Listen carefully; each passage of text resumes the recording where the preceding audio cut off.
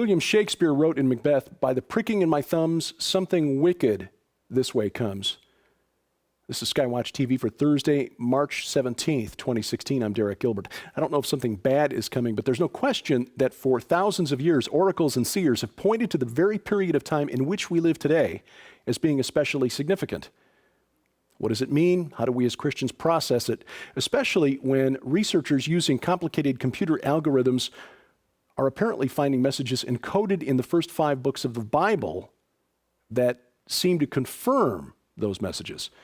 Joining us via Skype from Los Angeles, the producer and director of the film Torah Codes End to Darkness, and one of the men featured in the film, author of more than 30 books in Hebrew and a leading researcher into gematria and the Torah codes, Richard Shaw and Rabbi Matthew Glazerson.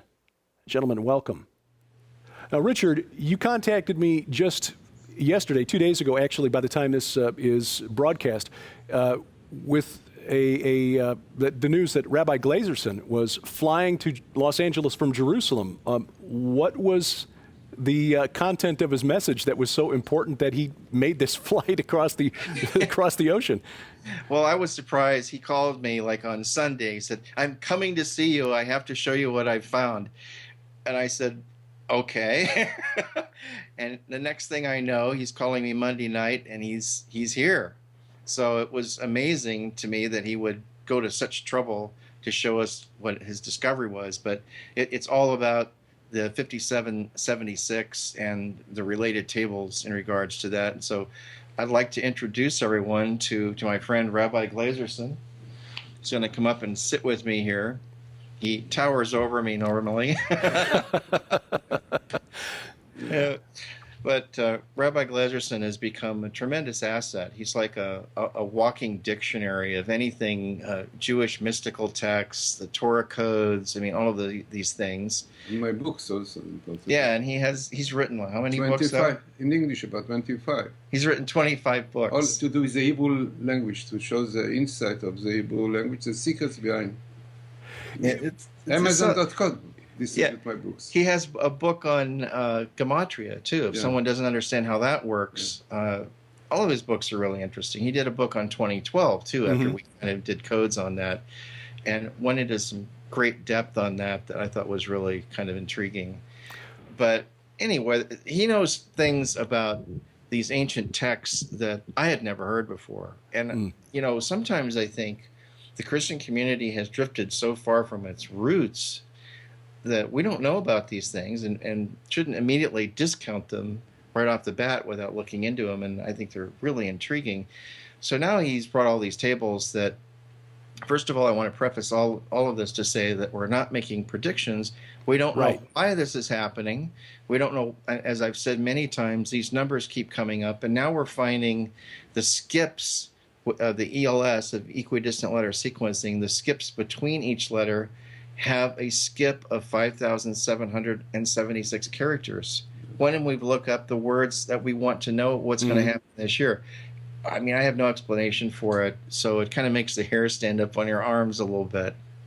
And we should point out that 5,776, the Jewish year, is the year in which we are right now. 16. Yes. Well, Rabbi Glazerson, Richard shared some of the tables that you had sent to him, and it appears as though they're pointing to something happening very, very soon, like within the next 7 days. Am I reading this correctly? Around Purim time, yeah. And Purim begins the evening of Wednesday the 23rd and continues through the evening of Thursday the 24th of March, correct? Yeah, in fact, there are 2 days Purim, because in Jerusalem, Purim is one, it's called Shushan Purim, because Purim really is celebrated in 2 dates. Once in places which were surrounded by a wall from the time of Joshua. If you heard about it, you are familiar with this? Yes. Because so it means in Jerusalem, instead of the 14th of Adar, it will be on the 15th. So it almost fits with the 26th of March. They speak about Nibiru, because I think for a long time already they point out to this date, 26th of March, which is exactly after the day of Purim, which itself is interesting. Well, we've been hearing prophecies, or, well, I should say predictions about Nibiru, Planet X. for quite some time. It was a surprise to me to see that word Nibiru was showing up in the Torah codes. I think 50 years ago they started, I think. It was the time that they started about Nibiru. 50 years ago. Yes, that is a long time. Actually, we have tables on Planet X from going back several years when we first started talking about this.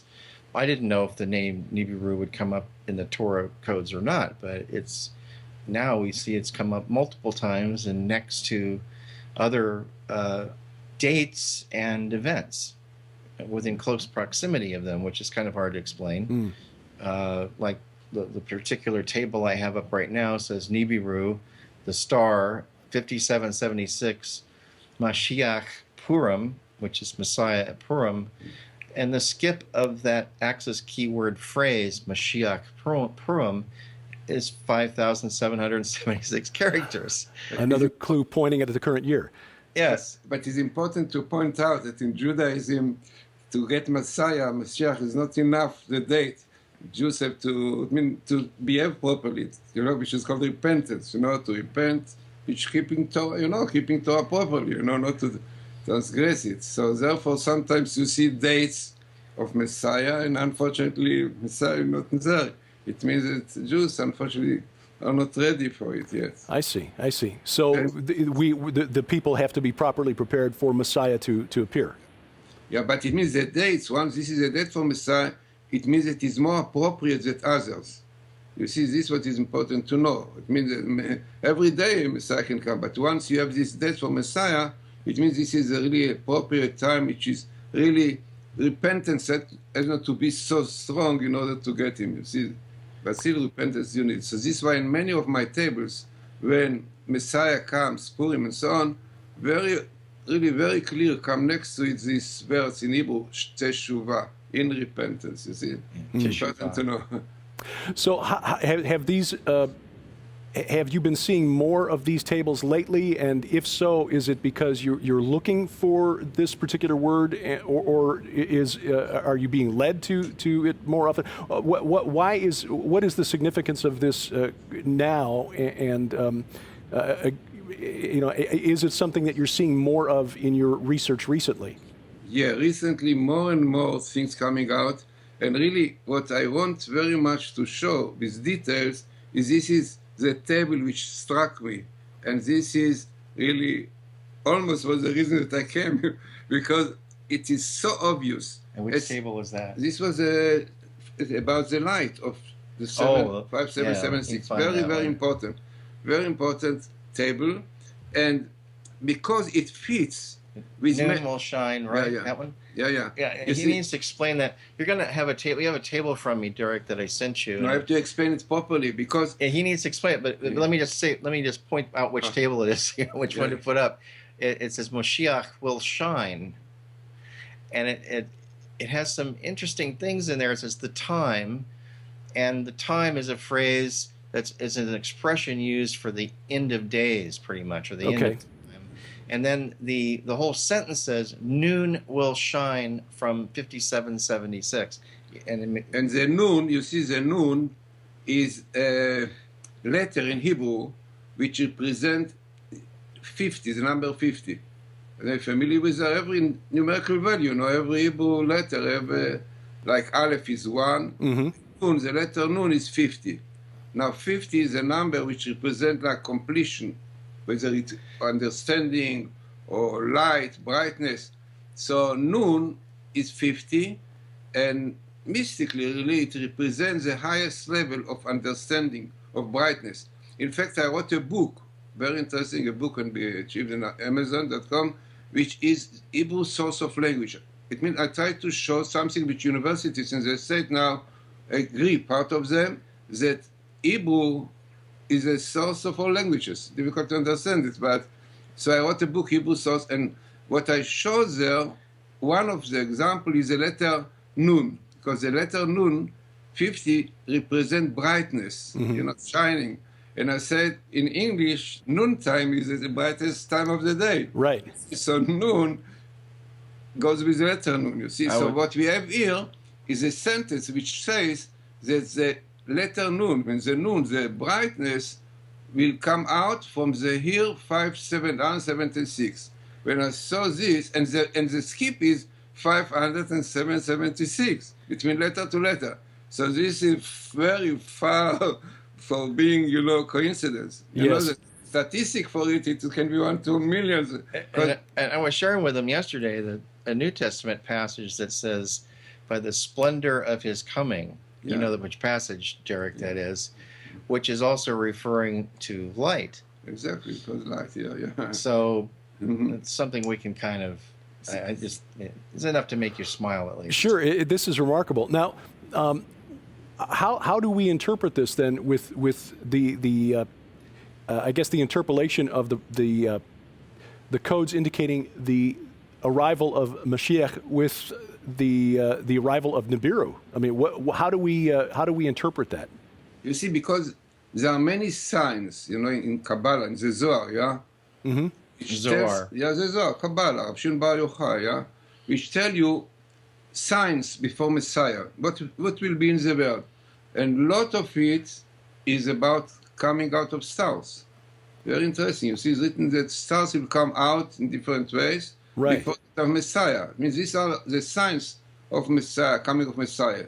You see, so therefore, the idea of Nibiru, which people speak so much about, fits very much with this the Zohar, And this is why we're looking for it, and it came in very, very significant way, you see. The signs in the sky. And very important to point out, really, that when speaking about Nibiru, this itself brings to the table. It means the tables, very important to know that all the idea of codes, Torah codes, is like the Torah, we believe the Torah, 5 books of Moses, were the blueprint of creation.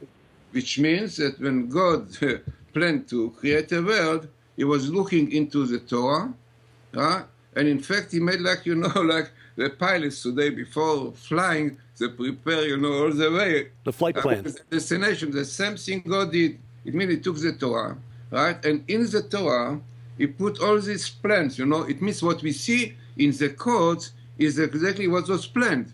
You understand? So if we see that in 5776 so and so will be, it means that part of the plan of creation was this will happen. This is very, very important to know what codes are. It's not like a game, It is sure.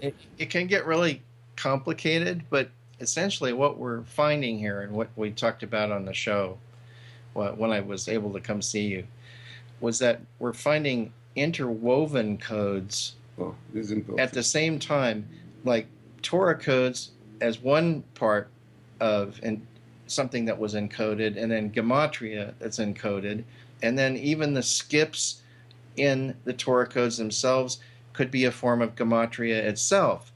So it's like almost like 3D encoding of a text that's 308,000 letters long. It's amazing. I mean, how would you do that?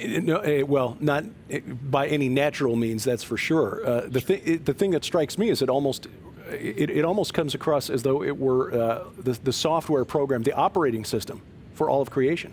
Right, exactly. And the interesting thing is I've asked the rabbis and also Professor Reps, have you found codes in other books? And the answer that I got from most of them is that, well, we found isolated words in other books, but we don't find what we find in the Torah. The Torah is completely unique, where you've got words that are like touching, and you have best pairs of words together that mean something. I mean, that's unusual. I mean, we did find, who found Obama in Ezekiel 38? Was that? It was. Give the credit to the correct person. I don't know even who found it. It was on Dorn Wickstom's. No. But he didn't find it. No. There's somebody found it out. But it's interesting to point out that even though the main idea of codes is in the Torah, but you can find sometimes isolated words in the Bible. But it is like, it is like support to the idea of the Torah. This you can find, because we have a principle that verses in the Bible or words in the Bible supports idea of the Torah. Right. So it means what we found, the fact that Obama, we found only Obama by itself. Every 7 letters, exactly the prophecy of Gog and Magog, exactly comes there, and exactly the word Nasi, president, coming there. It means this is like a support to an idea which comes fully really in the codes of the Torah. What also we were referring to is that the name Obama appears every 7 letters in the 38th chapter of Ezekiel. This is interesting. That's kind of interesting. Yeah. It's only every 7 letters. It's not every 3,000 letters or every 1,123 letters. It's 7 letters. And number 7 is significant. Yes, it is. And so you wouldn't even need a computer to find it if you knew where it started. Yeah. Now, Rabbi Glazerson, I know that there are people who are skeptical or critical of this work. How often do you find people trying to take this work and make it into something that it is not? In other words, try to use this as a way to see the future. You see, again, about seeing the future, even though, you see, a lot of my tables about Obama being elected, yeah? Mm-hmm. You can see clearly, if you put in the internet, Barack Obama, president in the state, I found it about 2-3 months before. So it is not so much prediction in this case because it was already at the background, the candidates were there. In fact, the second time I found, and Professor Haralik also found that will be elected. Another thing which I found before, it was that Netanyahu will be elected, even though most of the people did not think about it. They thought about somebody else.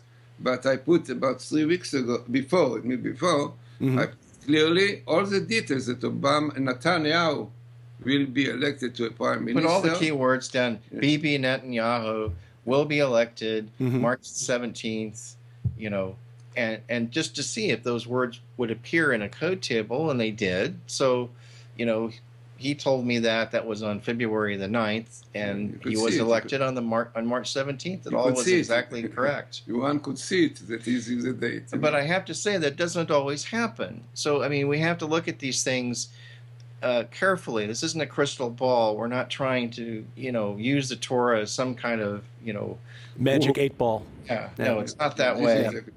It's not that. But nevertheless, it is interesting to see this stuff encoded in there and wonder why it's there, especially when you have, there's the one we just were looking at before we got on here with you. It's basically, it said the code will be distributed 5775, referring to the film that we did together. Right. And it has my name, Richard Shaw, on that table right under that line of text. The code will be distributed, and it's like, how do you make that up? How do you do that after letter? Well, Rabbi Glazerson, unfortunately, we have limited time for this program, but I do want to ask you, how do you interpret the codes that have been coming up that seem to point to Purim, Nibiru, and Mashiach? What do you make of all of this? You see, the first thing is that people speak about it all over when you look. So the date is coming out 26th of March, which is Purim. You see, so it's amazing that Purim comes in this table with Nibiru, very small skip, every 3 letters, every 4 letters. In fact, I would like very much, Richard, to show you and to analyze this table of the enlightenment or the light which will come on the year 5776, because all the details there, is written that divinity will be revealed, and Purim, it means that so many words are connected there, which is really very, very far from being coincidence. And then we did a table on Donald Trump, since we'd had so many requests about that. And we got an amazing number of words that came up on Trump. Some with the plain text said of murder threats, for president.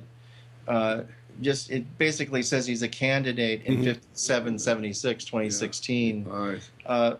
It's amazing. I don't know what he was saying about predicting Obama's election. That was the first time in 2008, and they did 2 tables. They did one on Obama and they did one on McCain, and Obama's table was obviously the strongest of the 2. Yeah. Professor Haralik did, right. Yeah. Now, Rabbi Glazerson, I ask this for my own education because I know very little, far less about Judaism than I should. I've done some study of Christian prophecy, but know very little about the expectations of what Jews expect when Messiah returns, or Mashiach. How will you know when he arrives? Are you looking for in Mashiach to know that he is who he claims to be when he arrives? No, it's written that when he will come, when he will arrive, all the signs about him will come out, because we have the signs. He will be able to even to build the temple. It means there are many things about his power that people will realize that he knows. His knowledge is about all the Torah, and there are many things that he's supposed to have, and this will be known. When the time will come. So the information about it will come also. You see. And there's also the Old Testament prophecy that where they're expecting to see Elijah before the Messiah comes. And that's intriguing. I mean, that's actually in the Tanakh. And, then, of course, we have John the Baptist that happened later. But this is like another time. So, we're actually wondering some of Rabbi Glazerson's tables have Elijah in them. Yeah. Elijah and Messiah very often come together. Elijah and Messiah come together, he was saying, often, in many of these tables, which is kind of intriguing, actually. Well, I would just pray that his return, that his coming, is soon, and that we will all, recognize him for who he is when he arrives.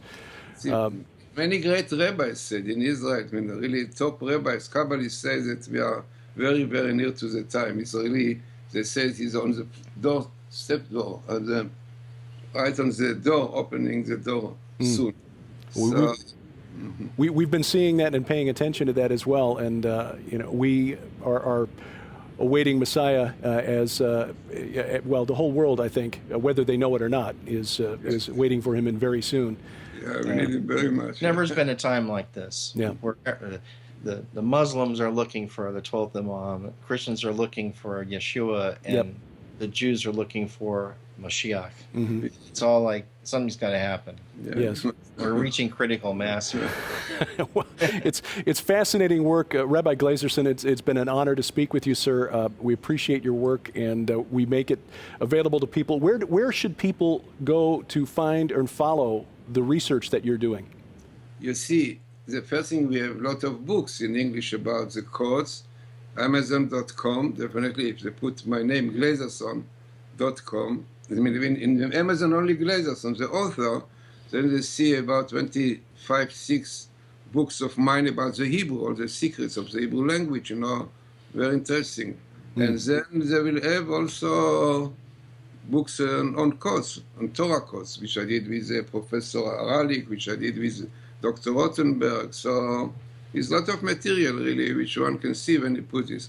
My site also, I have my site, Glazerson.com. He's done how many Torah code YouTube videos have you put out? Oh, about 5,000. So plenty there for people. We'll make sure we get the...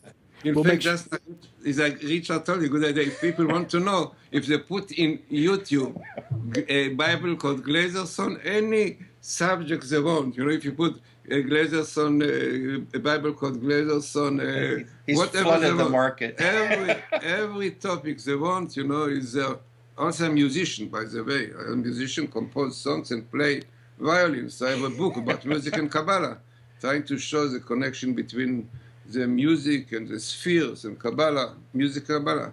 Also, my book I translated to Russian, to many other French, many languages, because today the interest in mysticism, is great. Yes. So anything which you show about it, so people like. So. And then, of course, for the people who are new to the codes, the film we did together is an easy way to get into this without wading through hundreds of pages of text. Yes. Well, Richard, Rabbi Glazerson, and again, an honor and fascinating conversation, and we look forward to seeing more of what you discover, and we thank you for sharing your time with us today. Okay, thank you very much. Really appreciate it. A couple of quick notes in the news. Of course, the big news this week out of the Middle East is that Russia has announced it's withdrawing troops from Syria. It appears now that they will not withdraw all of their troops. Looks like Russia will keep its air base in northwestern Syria near Latakia and the naval base at Tartus. Meanwhile, in response to the news, the al-Nusra Front, one of the rebel groups fighting the Syrian government, has promised a new offensive. However, they will be facing upgraded military hardware, high-end tanks and artillery. The Syrian army receiving those courtesy of Moscow. Big winners in Tuesday's presidential primary elections, Donald Trump and Hillary Clinton. And our friend Pastor Casper McLeod sent this along, thought I would find it interesting. It's a screen capture from a sharp-eyed observer on Tuesday night. Noticed that the CBS report of the vote count in Illinois showed that 101% of the votes were shared between Hillary Clinton and Bernie Sanders. Now, I grew up in Chicago, and that's no surprise to me. It was many, many years before I realized that vote early, vote often was a joke and not actual advice from the Cook County Election Commission. On SkyWatch TV, we are expanding your choices on the SkyWatch TV channel on Roku. New programs there include Into the Multiverse with Josh Peck. SkyWatch Women now released its first interview. Sharon K. Gilbert, my best friend, my wife, and Nita Horn sat down for a one-on-one discussion. And Sci Friday now has its own option there on the main page at the SkyWatch TV Roku channel. If you haven't added that to your Roku account yet, we've got instructions online posted at skywatchtv.com/Roku.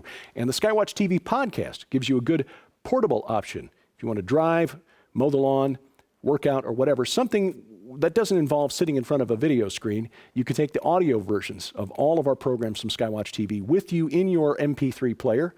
The SkyWatch TV podcast page is linked in the top menu bar there at skywatchtv.com, and there are links at the page so you can automatically subscribe and have those audio files automatically download to your computer to transfer over to your iPod or other MP3 player.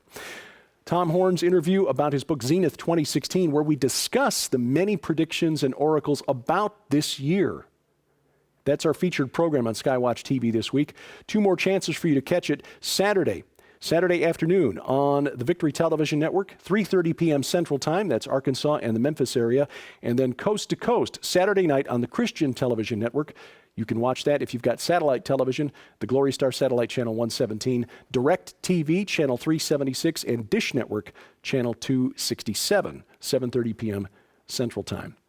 The Rocky Mountain International Prophecy Conference offering a video streaming option. If you can't get to the conference, you can bring the conference to you. 2 options. You can, well, actually 3. You can sign up for either the main room, the Aspen breakout room, or buy both and get a discount. And those videos will be archived for 6 weeks after the conference, so you can go back and watch them at your convenience.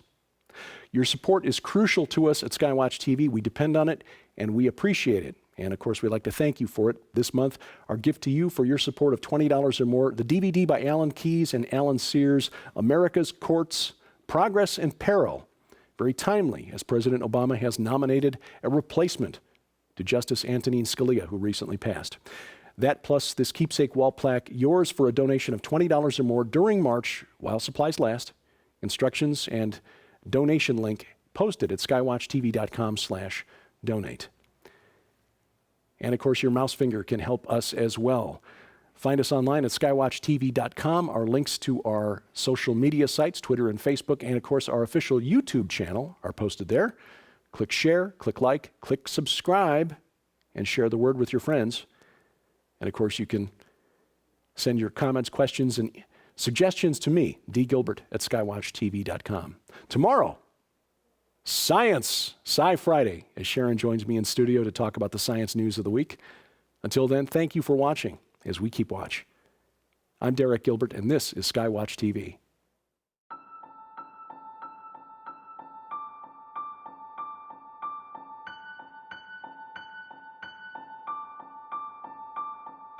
From the time she was little, Nita dreamed of horses.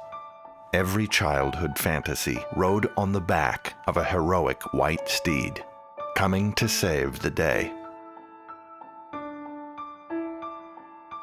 I don't know how long I've had this love in my heart for horses. It's just always been there. And when we were little girls, my sister and I would play all day long. I was always the white horse and she was always the little pink pig.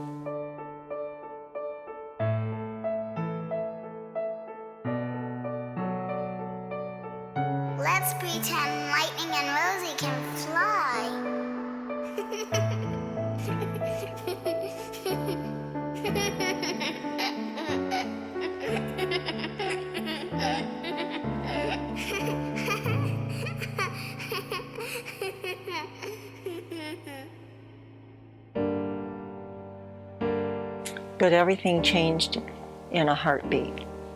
On December 9th, 1971, a tragic car accident claimed the life of my dad and my best friend and my little sister. And I wondered after that if there was anything left to believe in.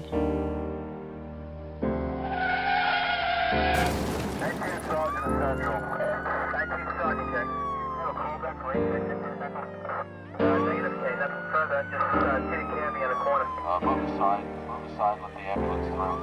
Please move aside. As a child of 13, I felt like I had lost practically everything.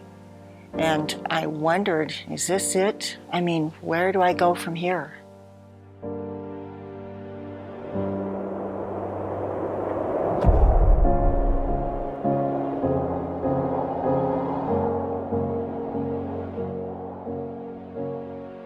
I could not have imagined back then how God could use horses, of all things, to restore my faith and vision for the future. Starting April 19th, get your copy of Nita Horn's inspirational new book, No Fences, and learn for the first time her amazing story of loss, survival, determination, and healing. How the vision and love God gave her for these beautiful and majestic animals eventually led to the 150-acre Whispering Ponies Ranch, a general retreat facility, as well as a premier training location that specializes in using and gifting therapeutic animals to benefit the herding.